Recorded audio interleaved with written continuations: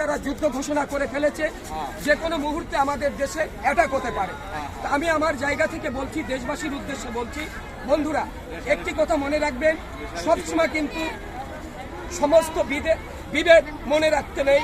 অতীতে কি হয়েছিল, কি হয়েছে, ভাইয়ে ভাইয়ে কি হয়েছে, এই কথাগুলো কিন্তু সবসময় মনে রাখতে নাই। তো আমাদের দেশে বর্তমান যে পরিস্থিতি হচ্ছে, যে কোনো মুহূর্তে এই জাতির উপর আঘাত করতে পারে। কিন্তু একটি কথা মনে রাখবেন, একটি মানুষ কিন্তু পৃথিবীতে বারবার জন্ম নেয় না। মুসলমান সে একবারই জন্ম নেয়, মুসলমান একবারই মৃত্যুবরণ করে। যদি আপনি আল্লাহর রাস্তায় দেশের জন্য নিজেকে বিলিয়ে দিতে পারেন, ইসলামের জন্য বিলিয়ে দিতে পারেন, তাহলে আপনার জন্ম, আপনি যে মুসলমান, এটা হবে আপনার সার্থকতা। আর যদি আপনি অতীতের সেই কথাগুলো, ভাইয়ের সাথে ভাইয়ের ঝগড়া হয়েছিল, হতেই পারে, কিন্তু ওই কথাগুলো মনে রাখবেন না। ওই কথাগুলো ভুলে গিয়ে যদি কখনো আমাদের উপর আঘাত করে কেউ, আমরা প্রতিঘাত করার জন্য তৈরি থাকবো ইনশাআল্লাহ। এতে যদি আমার জীবন চলে যায়, যাক, তবু এদেশ আপনার, এ কথাটা মনে রাখবেন। যে কোনো মুহূর্তের জন্য আপনারা তৈরি থাকবেন।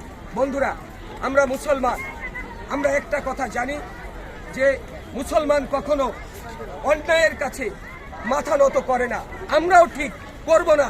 কারণ এটা আমার জন্মভূমি, এই মাটি আমার, এদেশ আমার, এই মাটিতে জন্ম নিয়েছি, এই মাটির সাথে জুনু কোনো একটা মানুষ বেইমানি না করে, দরকার হয় জীবনের শেষ রক্তবিন্দু যাবে, তবু দেশের সাথে বেইমানি করবো না ইনশাআল্লাহ।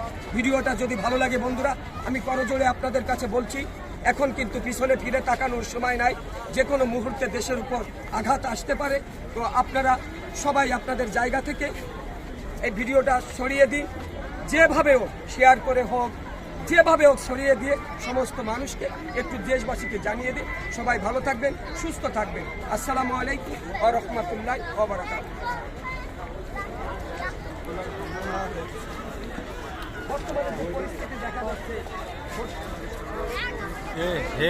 লোক কিন্তু